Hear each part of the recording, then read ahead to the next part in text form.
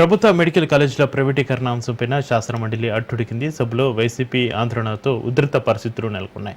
ప్రభుత్వ నిర్ణయానికి వ్యతిరేకంగా వైసీపీ ఎమ్మెల్సీలు శాసనమండలిలో ఆందోళన చేశారు. వైసీపీ ఎమ్మెల్సీల ఆందోళనకు కౌంటర్గా టీడీపీ సభ్యులు నిరసనకు దిగారు. అధికార ప్రతిపక్ష సభ్యుల నినాదాలు, నిరసనలతోటి ఎలాంటి చర్చ లేకుండానే మండలి సోమవారానికి వాయిదా పడింది.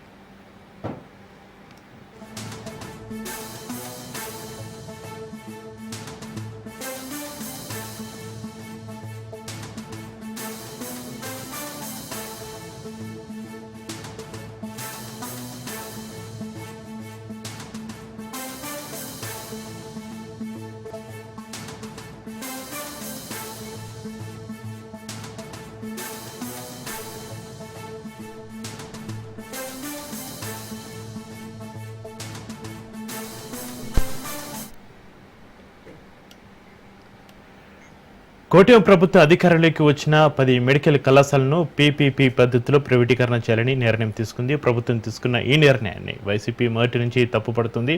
తమ ప్రభుత్వ హయాంలో ప్రజారోగ్యాన్ని, పేద విద్యార్థులకు తక్కువ ఖర్చుతో వైద్య విద్యను అందించేందుకు జగన్ 17 ప్రభుత్వ మెడికల్ కళాశాలను తీసుకొచ్చారని వైసీపీ చెబుతోంది. మెడికల్ కళాశాలల ప్రైవేటీకరణ ద్వారా ప్రభుత్వ పెద్దలు కోట్లాది రూపాయలు కుంభకోణానికి పాల్పడుతున్నారని ఆరోపిస్తున్నారు. దీనికి నిరసనగా ఇప్పటికే వైసీపీ ఉద్యమం బాట పట్టింది. అందులో భాగంగా శాసన మండలి సమావేశాల రెండో రోజు వైసీపీ ఎమ్మెల్సీలు ప్లకార్డులతో ర్యాలీగా సభకు వచ్చారు. మెడికల్ కళాశాల ప్రైవేటీకరణ నిర్ణయాన్ని ప్రభుత్వం వెనక్కి తీసుకునే వరకు తమ ఆందోళన కొనసాగుతుందని వైసీపీ సభ్యులు స్పష్టం చేశారు.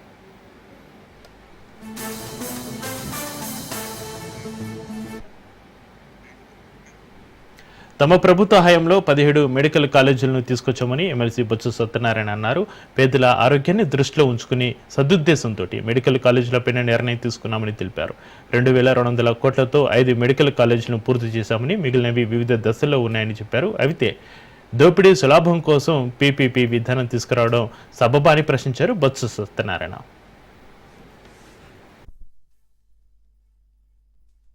ప్రైవేట్ మెడికల్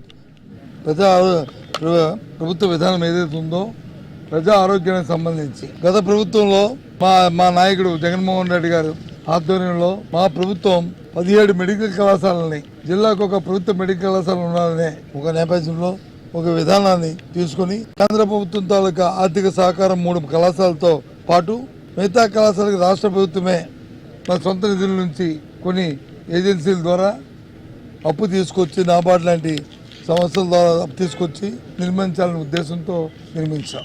సంవత్సరాల పాటు కోవిడ్తో అందరం కూడా 2 సంవత్సరాలు ఉన్నాం.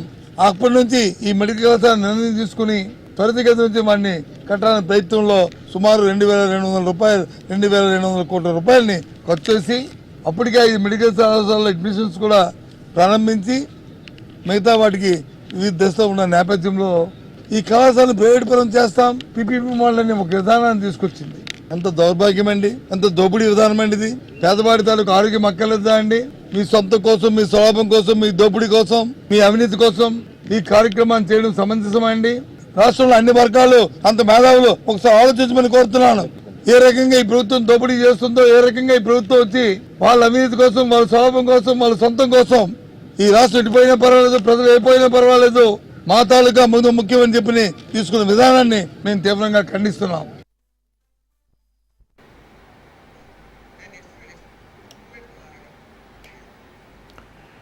ఏపీ పాలిటిక్స్ మెడికల్ కళాశాల చుట్టూ తిరుగుతుంది. మెడికల్ కళాశాలను ప్రైవేటైజేషన్ చేయాలని ప్రభుత్వం చూస్తుందని వైసీపీ ఆరోపిస్తుంది. ప్రభుత్వం మాత్రం పబ్లిక్ ప్రైవేటు పార్ట్నర్షిప్ ద్వారా నిర్వహించాలని యోచిస్తుంది. మెడికల్ కాలేజీల ప్రైవేటీకరణపైన ఏపీ వ్యాప్తంగా ఆందోళనకు వైసీపీ ఇచ్చిన పిలుపు ఉధృత పరిస్థితులకు దారితీస్తుంది. వైసీపీ నేతలను పోలీసులు ఎక్కడికక్కడ హౌస్ అరెస్టులు చేశారు. జిల్లాలో పార్టీ ఆఫీస్ నుంచి మెడికల్ కాలేజీల వరకు ర్యాలీ చేపట్టారు. వైసీపీ నాయకులు, కార్యకర్తలు పెద్ద ఎత్తున భారీ ర్యాలీ తలపెట్టి చలో మెడికల్ కాలేజ్ నిరసన కార్యక్రమాన్ని నిర్వహించారు.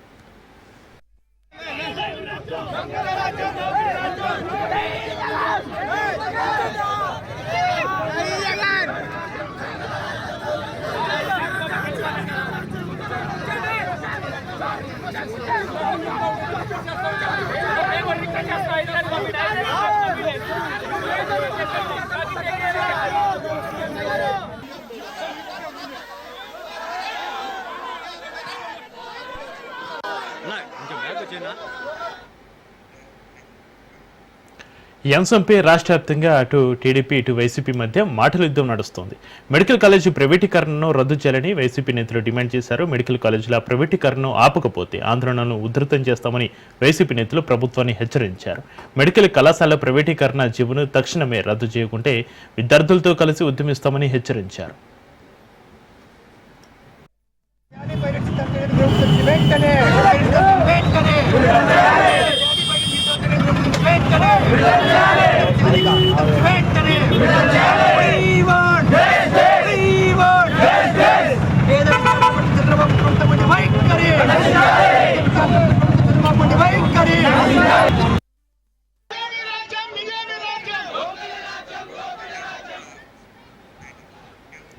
చెలో మెడికల్ కాలేజీల కార్యక్రమానికి వైసీపీ పిలుపునివ్వడంతో పోలీసులు అప్రమత్తమయ్యారు. వైసీపీ నిరసనలకు పోలీసులు అనుమతి ఇవ్వలేదు. అనేక మంది వైసీపీ నేతలను పోలీసులు హౌస్ అరెస్ట్ చేశారు.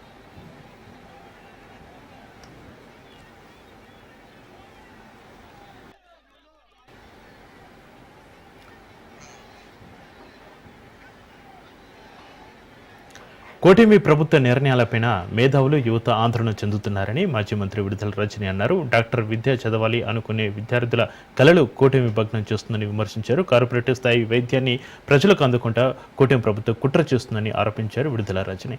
పీపీపీ అంటూ బిజినెస్ ఎజెండా పెట్టుకున్నారని, చంద్రబాబు నిర్ణయంపై ప్రజల్లో తీవ్ర వ్యతిరేకత వచ్చిందని చెప్పారు. రోజులుగా కూటమి ప్రభుత్వం అనేక నిర్ణయాలు చేసి ప్రజల ఆరోగ్యాన్ని పనంగా పెట్టి నడుస్తున్నటువంటి తీరుని అది జస్టిఫై చేసుకునేందుకు కూటమి ప్రభుత్వం వాళ్ళు మాట్లాడుతున్నటువంటి మాటల్ని, వాళ్ళ యొక్క గ్రాఫిక్స్ ని, వాళ్ళ యొక్క మ్యానిపులేటెడ్ ఫ్యాబ్రికేటెడ్ ప్రెజెంటేషన్స్ ని తిప్పికొడుతూ వాస్తవాలని ప్రజలకు చూపిస్తూ ఈ రోజున ప్రజలందరూ కూడా ఏ జిల్లా కా జిల్లా స్థానికంగా అక్కడున్నటువంటి నిర్మించినటువంటి సెకండ్ ఫేజ్ కాలేజెస్, అలాగే పనులు మన హయాంలో పురోగతిలో ఎక్కడ దాకా వచ్చాయి అనేటువంటి కాలేజెస్ అన్నిటినీ కూడా ఈరోజు మరొకసారి ప్రజలకు వాస్తవాలను తెలియజేసేందుకు అక్కడ పాల్గొని అనేక స్టేజెస్లో ఉన్నవి పరిస్థితులు ఇప్పటిదాకా కూడా మనం చూసాం. స్టేట్ మొత్తం కూడా చాలా చక్కగా ఈ కార్యక్రమం జరిగింది. కేబినెట్లో ఒక నిర్ణయం చేశారు, జీవో తీసుకొచ్చారు. ఎవరితో పనిలా, ఎవరిని పట్టించుకోవాల్సిన పనిలా, పీపీపీ అంటూ ప్రైవేటైజేషన్ అంటూ దాంట్లో ఒక బిజినెస్ ఎజెండాని పెట్టుకొని వాళ్ళకి సంబంధించిన వాళ్ళకి అప్పజెప్పేటువంటి ఒక స్కామ్లో భాగంగా మొన్న చూసాం. టెండర్ కూడా కాల్ఫర్ చేశారు.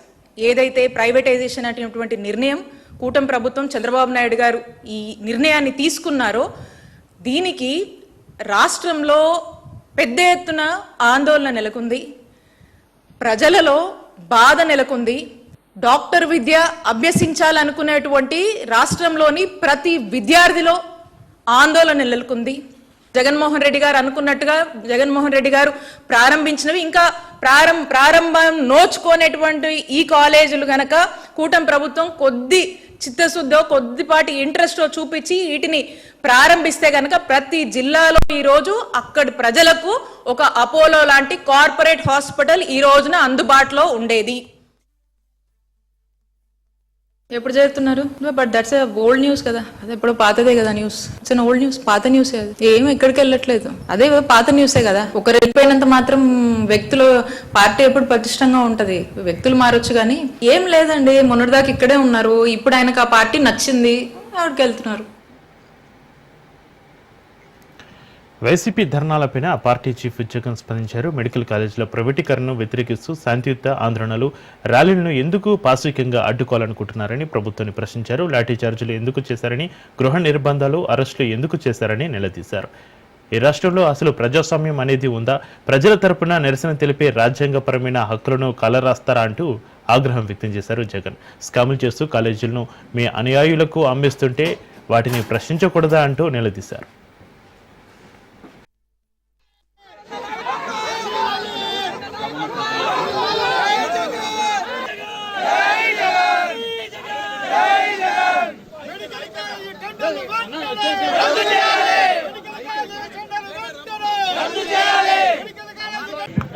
బాబు అలాంటి జిల్లా జిల్లా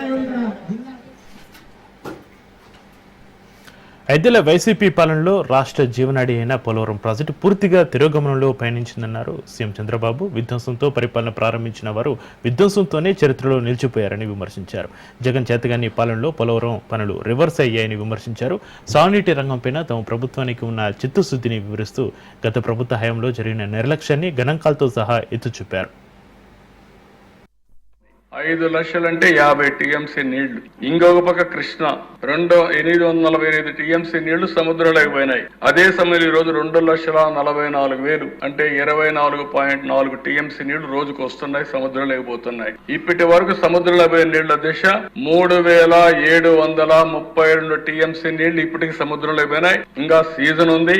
ఒక్క గోదావరి ఈ సంవత్సరం 5,000 టీఎంసీ పైన సముద్రంలో పోతున్నాయి దిశ. నేను అందుకే చెప్పింది దిశ ఒక చిన్న విషయం. 2 టీఎంసీ 200 టీఎంసీ నీళ్లు గోదావరి నుంచి పోలవరం నుంచి బనకచెర్లకు తీసుకుపోతే బ్రహ్మాండంగా రాయలసీమ సస్యశ్యామలం అవుతుంది. వర్షాలు పడినప్పుడు నీళ్లు వస్తాయి.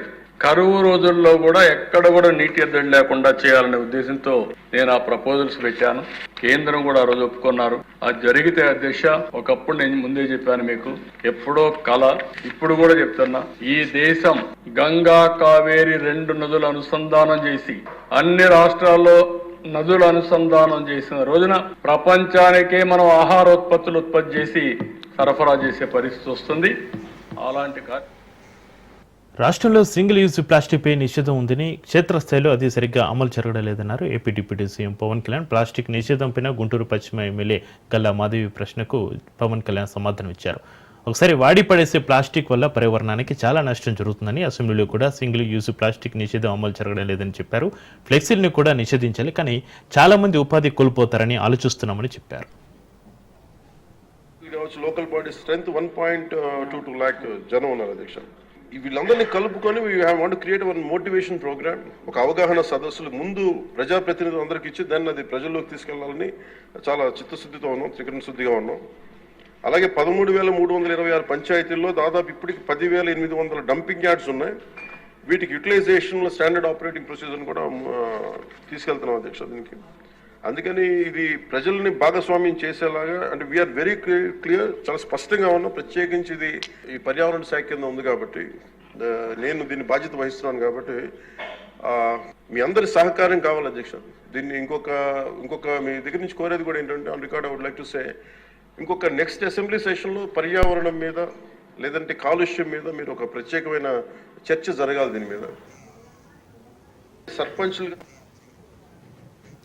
అసెంబ్లీలోని సీఎం ఛాంబర్లో మంత్రివర్గ సమావేశం ముగిసింది. అసెంబ్లీలో ప్రవేశపెట్టే దాదాపు 13 బిల్లులకు ఆమోదం లభించింది. నాలా ఫీజు రద్దుకు సంబంధించి చట్టాలను సవరిస్తూ నిర్ణయం తీసుకుంది ఏపీ కేబినెట్. వైఎస్ఆర్ తాడిగడప మున్సిపాలిటీగా మారుస్తూ నిర్ణయం తీసుకున్నారు. ఇక రాజధానిలో పెద్ద ప్రాజెక్టుల అమలుకు ప్రత్యేక వాహక నౌకల ఏర్పాటుకు ఆమోదం తెలిపింది. రాజధాని పరిధిలో గతంలో 343 ఎకరాల భూసేకరణ నోటిఫికేషన్ వెనక్కి తీసుకోవాలని నిర్ణయించింది.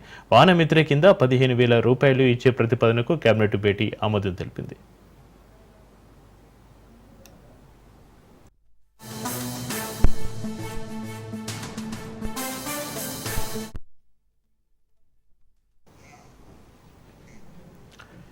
ఢిల్లీలో public affairs forum of India 12వ వార్షిక సదస్సు జరిగింది. ఈ కార్యక్రమంలో సీఎం రేవంత్ రెడ్డి పాల్గొన్నారు. తెలంగాణలో సమగ్ర అభివృద్ధి సాధించే లక్ష్యంతో తెలంగాణ విజన్ డాక్యుమెంట్ 2047 రూపొందిస్తున్నామన్నారు సీఎం. పాలనలో రాజకీయ సంకల్పం ఎంతో అవసరమని, భవిష్యత్తు తరాలకు అవకాశాలను కల్పించడమే తమ ప్రభుత్వ ప్రధాన లక్ష్యమని ఆయన స్పష్టం చేశారు. దేశంలోనే కొత్త రాష్ట్రమైనప్పటికీ తెలంగాణకు, ముఖ్యంగా హైదరాబాద్కు ఘనమైన చరిత్ర ఉందని ఆయన గుర్తు చేశారు.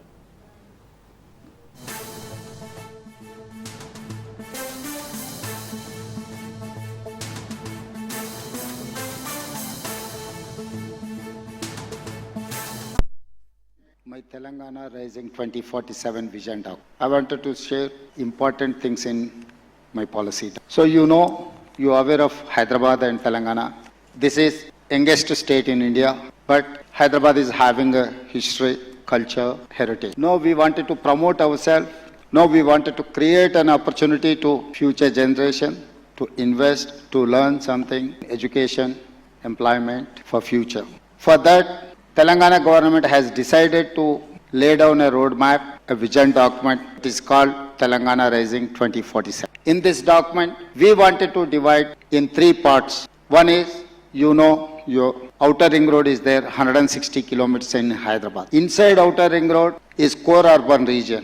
Almost 10 million people are living in that core urban region. And now we wanted to construct a regional ring road that is coming around 360 kilometers. From outer ring road to regional ring road, that is called semi-urban.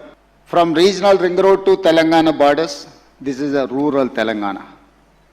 Now, I wanted to brief about my core urban region.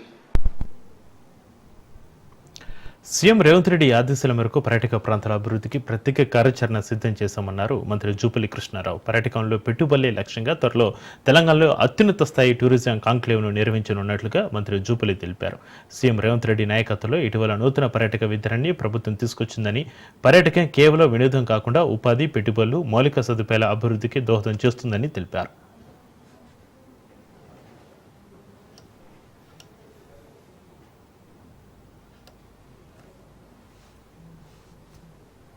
Event ద్వారా తెలంగాణ రాష్ట్రంలో ఉన్నటువంటి tourism places అంటే మన culture సంబంధించి కావచ్చు, historical సంబంధించి కావచ్చు, like eco tourism, all types of medical tourism. So దీనికి ఈ యొక్క ఈవెంట్ అనేది హెల్ప్ఫుల్ ఉంటుంది. ఇందులో దేశంలోని చాలా రాష్ట్రాల నుంచి ఇక్కడ పార్టిసిపేట్ అయ్యారు. ప్రపంచం నుంచి కూడా ఐ థింక్ ఆల్మోస్ట్ ఒక 15 కంట్రీస్ నుంచి కూడా ఇక్కడ ట్రావెల్ ఏజెంట్స్ కావచ్చు, హోటల్స్ కావచ్చు, రకరకాల డిస్ప్లేస్ ఇవన్నింటినీ కూడా అంటే ఇక్కడ తెలంగాణ స్టాల్లో పెట్టడం జరిగింది. సో దీని ద్వారా హైదరాబాద్ యొక్క ఇంపార్టెన్స్ను, ప్రాముఖ్యతను, హైదరాబాద్ అనేది నౌ ది అప్కమింగ్ అంటే హ్యాపెనింగ్ సిటీ.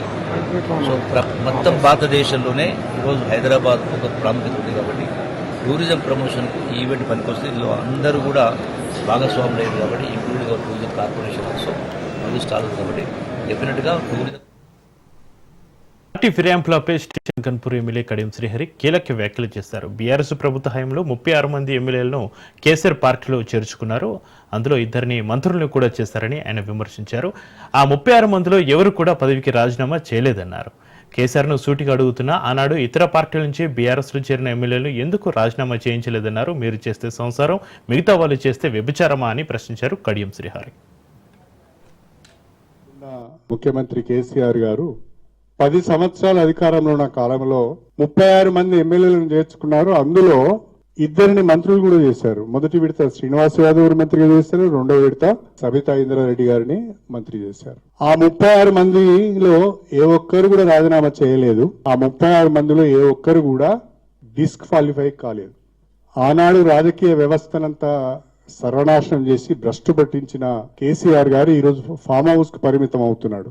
నా నియోజకవర్గం ఆగం కావద్దు, నన్ను ఎన్నుకున్న ప్రజలు ఆగం కావద్దు, మరి ఇంకొక 5 సంవత్సరాలు వీళ్ళు నష్టపోవద్దు, ఈ ప్రజలకిచ్చిన మాటను నిలబెట్టుకోవాలి, ప్రజలకిచ్చిన అభివృద్ధిని చేసి చూపించాలి అనే ఒక ఆలోచనతో మాత్రమే అభివృద్ధిని ప్రధాన అంశంగా తీసుకొని కాంగ్రెస్ ప్రభుత్వంతో కలిసి పనిచేయడం జరుగుతుంది.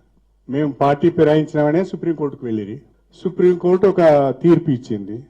ఆ తీర్పు ప్రస్తుతం స్పీకర్ గారి జ్యూరిడిక్షన్ లో ఉంది. వారు నిర్ణయం తీసుకోవాలి. వారు మాకు నోటీస్ ఇచ్చారు. ఆ నోటీస్కు నేను రిప్లై ఇస్తా. రిప్లై ఇచ్చిన తర్వాత స్పీకర్ నిర్ణయం ఏది ఉంటే ఆ నిర్ణయాన్ని కట్టుబడి ఉంటాను.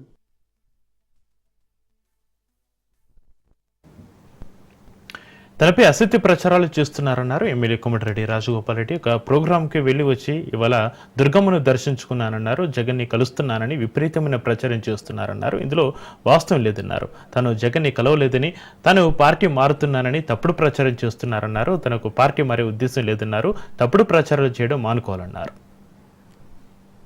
నేను నా మిత్రుడు, చిన్ననాటి స్నేహితుడు, మాజీ పార్లమెంట్ సభ్యులు, మాజీ శాసనసభ్యులు మోదుగుల వేణుగోపాల్ రెడ్డి ఆహ్వానం మేరకు బాలికల వసతి గృహం ఒక కార్యక్రమంలో పాల్గొంటేందుకు ఇక్కడికి రావడం జరిగింది నిన్న రాత్రి. అందులో భాగంగానే ఈరోజు అమ్మవారి కనకదుర్గ అమ్మవారి దర్శనం కూడా చేసుకోవడం జరిగింది. నాపై మొన్నటి నుంచి కొందరు వ్యక్తులు నా ప్రతిష్ట దెబ్బతినేలాగా దుష్ప్రచారం చేస్తుంది. ఈ విజయవాడ గుంటూరు చుట్టూలో రాజకీయాల్లో ముడిపెట్టుకుంటూ వైఎస్ జగన్మోహన్ రెడ్డి గారిని కలిసానికి వస్తున్నట్టు నేను నా సహచర మిత్రులు నా నియోజకవర్గంలో ముఖ్య నాయకులందరూ దాదాపు 200 మంది వెళ్ళినట్టు దుష్ప్రచారం చేస్తున్నారు. అందులో ఎంత మాత్రం నిజం లేదు. కేవలం ఒక సామాజిక సేవా కార్యక్రమం భాగంగా బాలికల వసతి గృహంలో ఒక ముఖ్య అతిథిగా నన్ను పిలిచినప్పుడు ఈ ప్రోగ్రాం రావడం జరిగింది. అందుకనే విజయవాడలో రాత్రి ఉండి ఈరోజు అమ్మవారి దర్శనం చేసుకొని నేను నా స్నేహితులు నా శ్రేయభిలాషులు మా మునుగోడు నియోజకవర్గ ముఖ్య నాయకులు అందరూ కూడా అమ్మవారి దర్శనం చేసుకొని పోతున్నాం తప్పితే ఇందులో ఎటువంటి రాజకీయం లేదు. దుష్ప్రచారం కూడా ప్రజలందరూ కూడా నమ్మొద్దు. మరొకసారి ఏ రాజకీయ నిర్ణయం తీసుకోవట్లేదు. తెలుగు ప్రజలందరూ అన్నదమ్ములాగా కలిసిమెలిసి ఉండి 2 రాష్ట్రాలు సుభిక్షంగా ఉండాలని చెప్పి కనకదుర్గ అమ్మవారిని ప్రార్థించిన తప్పకుండా 2 రాష్ట్రాలు రాబోయే రోజుల్లో మంచి ఫలితాలతో పాటు అభివృద్ధి పథంలో దూసుకుపోయి ఇక్కడున్న కాంగ్రెస్ పార్టీ ప్రభుత్వం ముఖ్యంగా తప్పకుండా తెలంగాణ ప్రజల ఆశయాల కోసం పనిచేసుకుంటూ పేదలకు అండగా ఉండే కార్యక్రమాలు చేపడుతూ ప్రణయిత చెవ్యంలపైన కాంగ్రెస్ తీరును విమర్శిస్తూ మాజీ మంత్రి హరీష్ రావు ట్వీట్ చేశారు. మేడిగడ్డ టు మల్లెనాసాగర్ మొత్తం ప్రాజెక్టు ఖర్చు 84,000 కోట్లు అయితే తమ్మిడిహెట్టి టు ఎల్లంపల్లికి 35,000 కోట్ల అని ఆయన ఆశ్చర్యం వ్యక్తం చేశారు. కాళేశ్వరం పథకంతో 37 లక్షల ఎకరాల ఆయకట్టుకు నీళ్లు ఇవ్వాలనేది లక్ష్యం అయితే ప్రణయిత చెవ్యంలో ప్రాజెక్టుతో కేవలం 4.47 లక్షల ఎకరాలకే సాగునీరు ఇస్తారని ప్రశ్నించారు. కాళేశ్వరంలో నీటి వినియోగం 240 టీఎంసీలు అయితే ప్రణయిత చెవ్యంలో 80 టీఎంసీలు మాత్రమేనట అంటూ ఎద్దేవా చేశారు హరీష్ రావు.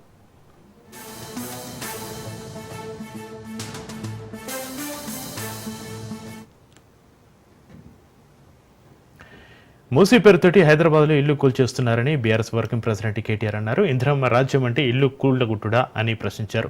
హైడ్రా ఇల్లు కూలగొట్టడంతో కొందరు ప్రాణాలు కోల్పోయారన్నారు. ఎర్రగడ్డ డివిజన్ బీఆర్ఎస్ కార్యకర్తలతోటి కేటీఆర్ సమావేశం నిర్వహించారు. ఇచ్చిన హామీలను కాంగ్రెస్ నెరవేర్చలేదన్నారు. అధికారంలోకి వచ్చేందుకు ఎన్నో హామీలు ఇచ్చిన కాంగ్రెస్ అధికారంలోకి వచ్చాక ఇచ్చిన హామీలను తుంగలో తొక్కింది అన్నారు. జూబ్లీహిల్స్ నుంచే బీఆర్ఎస్ జైత్ర యాత్ర మొదలు కావాలన్నారు.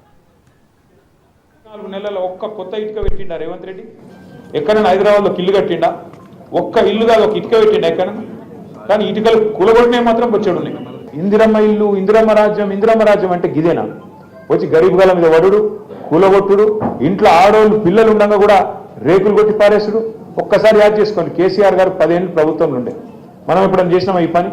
కూలగొట్టే పని ఏం చేసిండు కేసీఆర్? మీదకెళ్ళి ఏం చేసిండంటే 1,00,000 మందికి తెలుసో తెలియకనో గవర్నమెంట్ జాగాల వల్ల ఇల్లు కట్టుకుంటే 1,00,000 మందికి హైదరాబాద్లో పట్టాలు ఇచ్చిన నాయకుడు కేసీఆర్. జీవో నంబర్ 58 అదొకటే కాదు, 1,00,000 డబుల్ బెడ్రూమ్ ఇల్లు కట్టిండు కేసీఆర్. ఇలా కొల్లూరు పోయినా, మీరు చుట్టుపక్కల ఎటు పోయినా, మీ గల్లవర్తి, మీ చిత్తారంగ బస్తీలో కానీ ఇంకొకడ కానీ కుక్కట్పల్లిలో కూడా ఇల్లు ఏడ జాగ్రత్త ఆడ కట్టినాం. జాగా లేకపోతే హైదరాబాద్ బయట పోయి ఆడ కూడా కట్టినాం. 1,00,000 డబుల్ బెడ్రూమ్ ఇల్లు హైదరాబాద్లో కోసం కట్టినాం. ఒక్కొక్క కాన్స్టిట్యున్సీకి 3,000, 4,000 ఇల్లు హైదరాబాద్లో ఇచ్చిన ఘనత కేసీఆర్ గారు. నిజంగా కాంగ్రెస్ వాళ్ళకు అడ్డుమారి గుడి దెబ్బల అవకాశం వచ్చింది. ఏం చేయాలి? కేసీఆర్ కంటే ఎక్కువ పేరు తెచ్చుకోవాలంటే కేసీఆర్ కంటే ఎక్కువ ఇల్లు కట్టియాలి. కేసీఆర్ 1,00,000 కడితే నువ్వు 2 లక్షల ఇల్లు కట్టేవాడు వద్దనడా? కేసీఆర్ 1,00,000 పట్టాలు ఇస్తే నువ్వు 2 లక్షల పట్టాలి. అంతేగాని కేసీఆర్ కట్టిండు కాబట్టి నేను కులగొడతా. మరి ఇదెక్కడ నీతి, ఇదెక్కడ రాజ్యం? ఇందిరమ్మ రాజ్యం అంటే ఇల్లు కూలగొట్టుడే నీత మనం అడగవలసిన అవసరం ఉన్నది. అందుకే ఇటువంటి ప్రభుత్వానికి, ఇట్లాంటి నియంత్రణతో పోకడలు పోతున్న ప్రభుత్వానికి, పేదవాళ్ళంటే సోయి లేకుండా వ్యవహారం చేస్తున్న ప్రభుత్వానికి ఖచ్చితంగా బుద్ధి.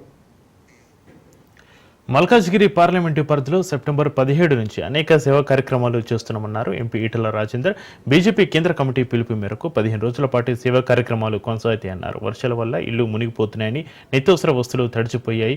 ప్రభుత్వం సత్సారం చేయకుండా, పైసల కోసం చూడకుండా నష్టపోయిన ప్రతి కుటుంబాన్ని ఆదుకుని ఆర్థిక సాయం అందించాలన్నారు. కాలనీలో మునిగిన ఇల్లు, గోడలు తడిచి ఫంగస్ వచ్చే అవకాశం ఉంది కాబట్టి ప్రభుత్వం హెల్త్ క్యాంపులు ఏర్పాటు చేయాలన్నారు.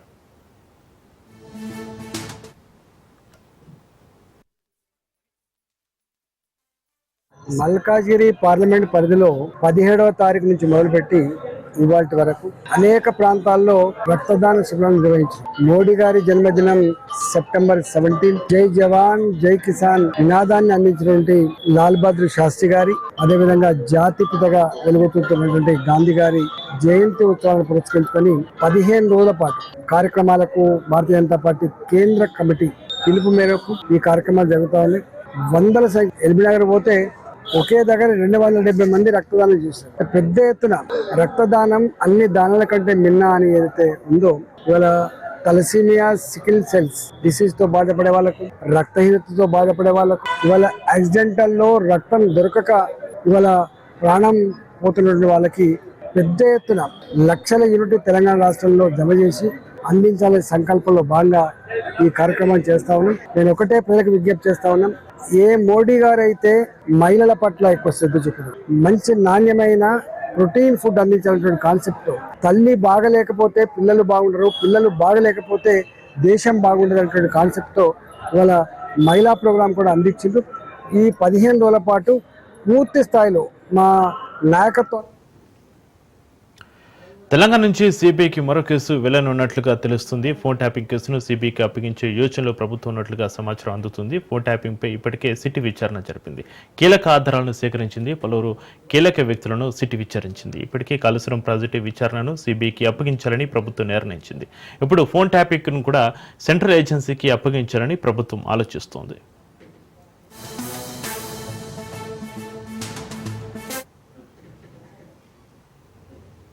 తెలంగాణ సెక్రటేరియట్పై ప్రభుత్వం ఆంక్షలు విధించింది. నో ఫ్లయింగ్ జోన్గా ప్రకటించింది. ప్రభుత్వం సచివాలయం చుట్టూ సైన్ బోర్డులు ఏర్పాటు చేయాలని ఆదేశాలు జారీ చేసింది. సెక్రటేరియట్పై చుట్టూ డ్రోన్ ఎగురవేస్తే చర్యలు తప్పు అని హెచ్చరించింది.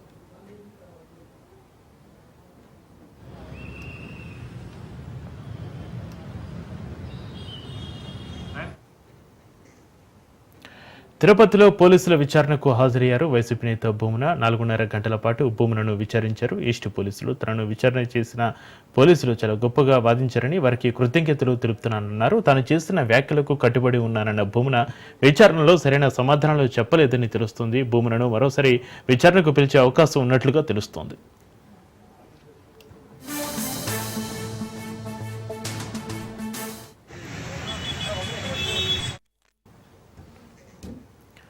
జూనియర్ ఎన్టీఆర్కు గాయాలైనట్లుగా తెలుస్తుంది. ఒక ప్రైవేటు యాడ్ షూటింగ్లో జూనియర్ ఎన్టీఆర్ గాయపడ్డారు. ప్రమాదంలో ఎన్టీఆర్ స్వల్పంగా గాయపడినట్లుగా సమాచారం. ఒక ప్రైవేట్ ఆసుపత్రిలో జూనియర్ ఎన్టీఆర్కు చికిత్స అందిస్తున్నట్లుగా తెలుస్తోంది.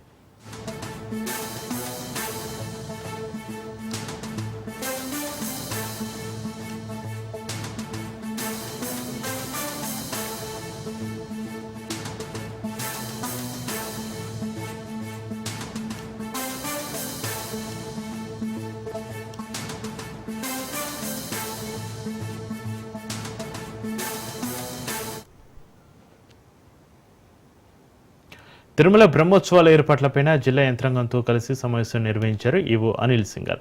సాలకట్ల బ్రహ్మోత్సవాలు సజావుగా నిర్వహించేందుకు ఏర్పాట్లు పూర్తి చేయాలన్నారు. జూలై నెల నుంచి అదనపు ఈవో సమీక్షలు నిర్వహించారని, పాలక మండలి నిర్ణయాల ప్రకారం భక్తులకు ఎలాంటి ఇబ్బందులు లేకుండా అన్ని ఏర్పాట్లు చేపట్టామని ఈవో సింఘాల్ వివరించారు. స్వామివారికి అలంకరించే ఆభరణాలను శుభ్రపరిచి సిద్ధం చేసినట్లుగా తెలిపారు. ఈ నెల 24న సీఎం చంద్రబాబు స్వామివారికి పట్టు వస్త్రాలు సమర్పించనున్నారని తెలిపారు. 9 రోజుల పాటు 60 టన్నుల పుష్పాలతోటి శ్రీవారిని అలంకరించనున్నట్టుగా వెల్లడించారు. బ్రహ్మోత్సవాల సందర్భంగా 960 మంది అదనపు శానిటరీ సిబ్బందిని నియమించగా భక్తులకు అధిక ప్రాధాన్యత ఇవ్వడం జరుగుతుందని తెలిపారు. బ్రహ్మోత్సవాలు 9 రోజుల పాటు ఆర్జిత సేవలు రద్దు చేయబడగా సిఫార్సు లేఖలు స్వీకరించబడవని, స్వయంగా వచ్చే వీఐపీలకు మాత్రమే అవకాశం కల్పించనున్నట్టుగా చెప్పారు.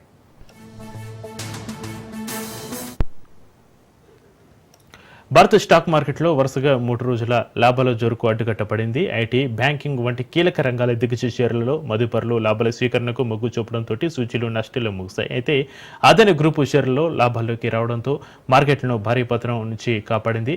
అమెరికా షార్ట్ సెల్లర్ హెండెన్బర్గ్ చేసిన ఆరోపణల విషయంలో సెబీ క్లీన్ చిట్టి ఇవ్వడం అదాని షేర్లకు కలిసి వచ్చింది. ట్రేడింగ్ ముగిసే సమయానికి సెన్సెక్స్ 387 పాయింట్లు నష్టపోయి 82,626 వద్ద స్థిరపడింది. ఇక నిఫ్టీ 96 పాయింట్లు తగ్గి 25,327 వద్ద ముగిసింది.